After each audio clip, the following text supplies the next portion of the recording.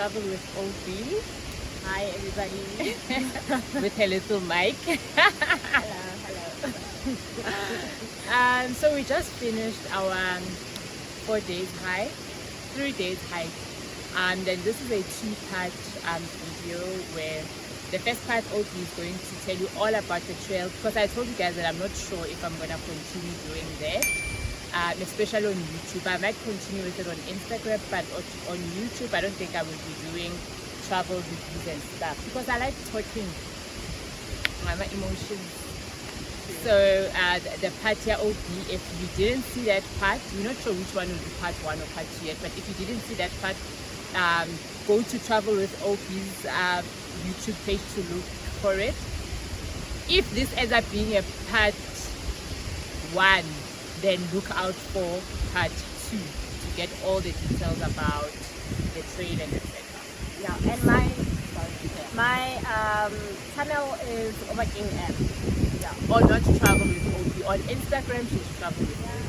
You must change it. You must consider. Tell her to consider changing that to Travel with OB on all pages. And on her channel you will see all other. I did Otter Trail with her, and she did a pet with me. Yes. That's a good one. If you are going to Otter Trail, check that out. Okay guys, so on this part of the Fanie Botha Trail, we want to talk about all about hiking and what you learn about yourself, because you get a lot of time to think and just be with yourself, in these 4 days, and you get challenged because you are in a different environment. You wake up at a different time, your routine is challenged, you are with people that you are not used to on a daily basis, so you get to, we are so yeah, what are your thoughts? I think you get more grounded as well. Like, back in the city we are also busy, and your mind is always in 10 different things, to thinking so many things. So when you're here, you get to almost switch off a little bit and slow down. We need to slow down at times. Slow down and just relax and just connect with God, connect with nature, admire everything that's around us. I think it's like a mind detox sort of a thing. Yeah, and also with gadgets, because here we save our battery for taking content, so you can't really listen to music. Even if you download YouTube videos and you say you're gonna watch it, you don't have the time for that. So it really gives you that, not that you don't have time, but you don't have enough battery. Because even with your power banks, if you are here for 3 days, their hearts don't have electricity. So you just, get a chance to dopamine detox. Yes. Be away from the screen for a while. And OP also likes bringing books. Which book did you bring this time? I brought Colleen Hoover's Confession. Oh, such a great book, guys. So it's basically about this guy that owns a studio. He's an artist, and then people write confessions on little pieces of paper and drop it into his studio, and then he gets inspiration for his art from those. So then he's open, once in a while people come in, view the paintings, and then they are at a later stage they are shown what the confession was, and you see if you connect with it, and then you get to buy it. It's so great, guys. It's sort of like a love story as well. I'm a sucker for love, so yeah, it has to be in me. But it's a great book. And also, I guess, when you read those books, it ignites something in you that you get to think about while you are hiking. So next up, Obi will be sharing with us her reflection on this hike. What did she think about? How was she challenged? And then I will also share with mine.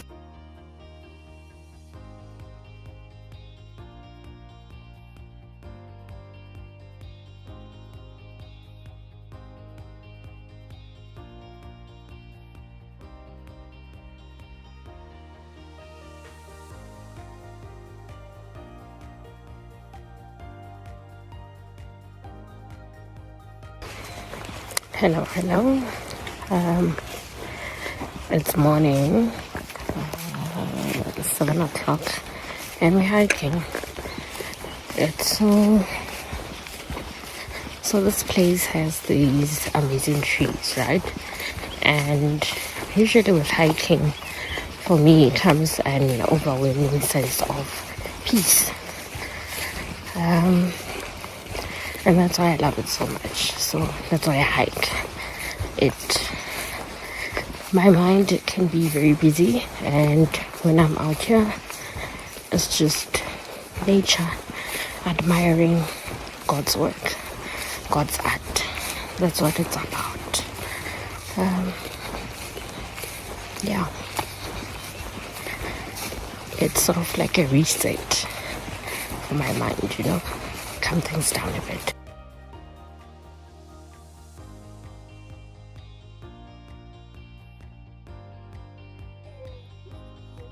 Action. Let's go. Every time of content, That hike was very nice. Hi guys. Guys, I'm trying to say hi guys.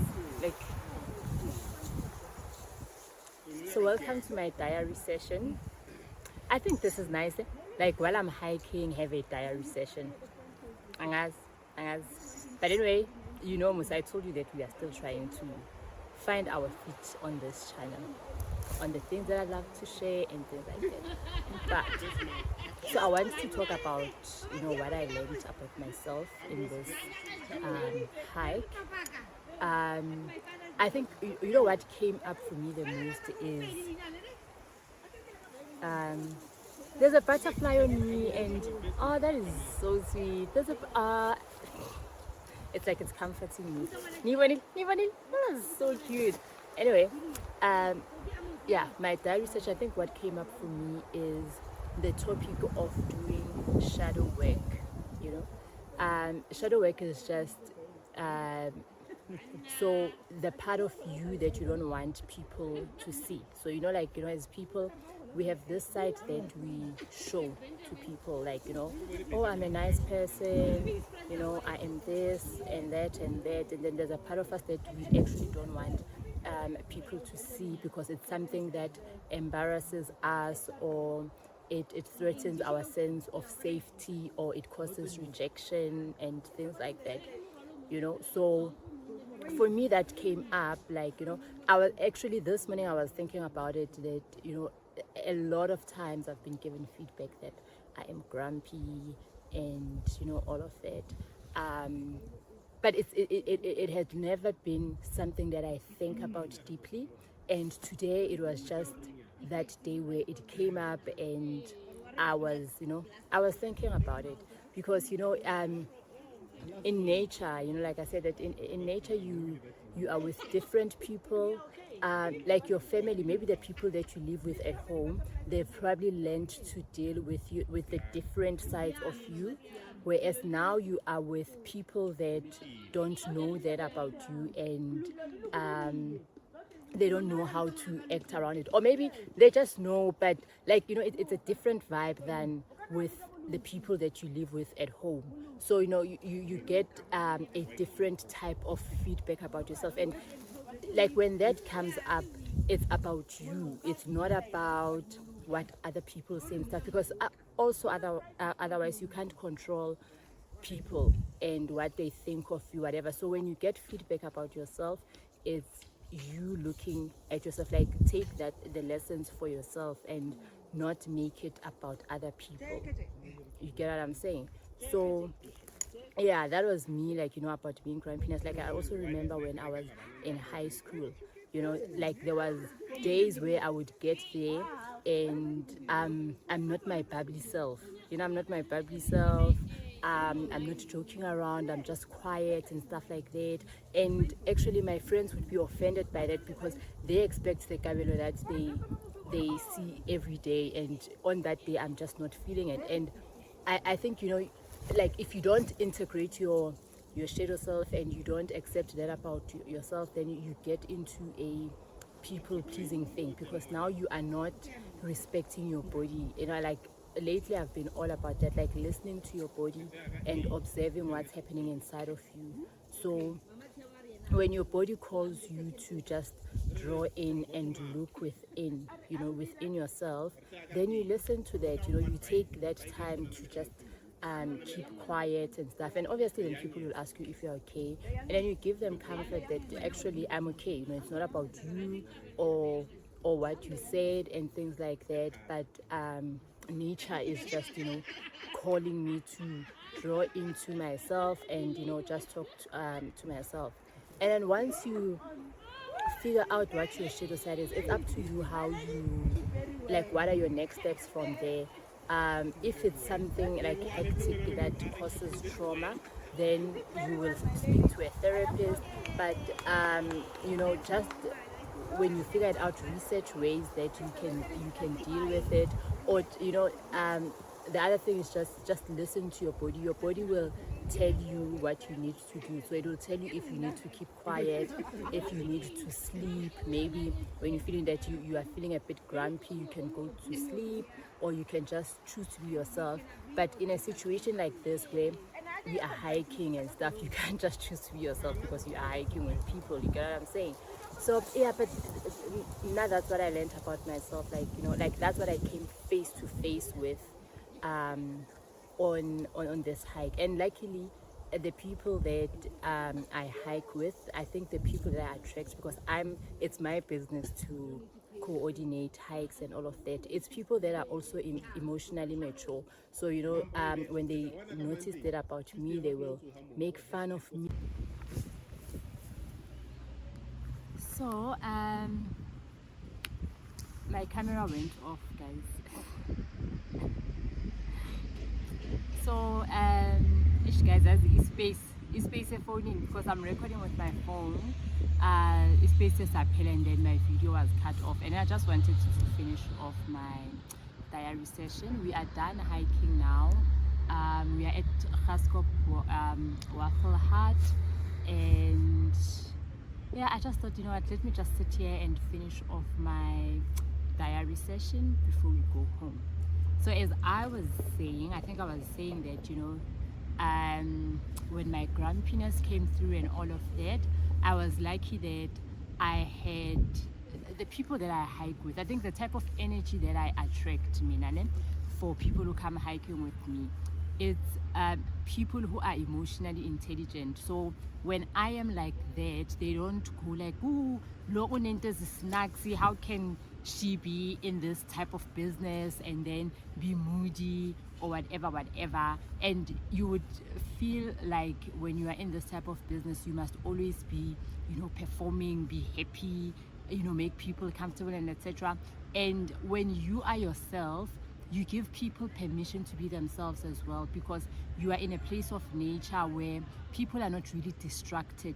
So they have more of an opportunity to connect with themselves and their emotions and stuff, because Ganingi, you don't have access to your phone, you are just walking and all of that. So if whether you would want to be in that space where you just want to entertain people all the time and all of that, or maybe like people just don't feel comfortable to be themselves. And I'm not saying that you should be moody by intentionally or whatever, but just be yourself.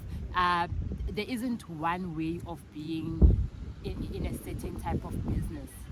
It's nice, really, like when someone has organized a trip and they are bubbly and all of that. But it is also okay when someone is themselves, because even the people that you are with, they just have that space to be authentically themselves, to know that you don't have to be happy all the time. The fact that there are certain emotions that come up and you didn't plan for them to come up, you didn't want them to come up during the people, but when your soul calls you to listen, sometimes it doesn't have timing. What I've learned recently, intuition is not logical. It doesn't have logic. Okay, and I'm not saying that mau grumpy, like be disrespectful to people and all of that. Don't be like that, but be in the space that your soul is calling you to be in, at that time. And as the day progressed, naturally and without any effort, I was able to speak again and, you know, share and laugh and stuff like that. But I didn't have to pull that from a deep place because I was just flowing with how things were going and how my body is just, you know, is at that time.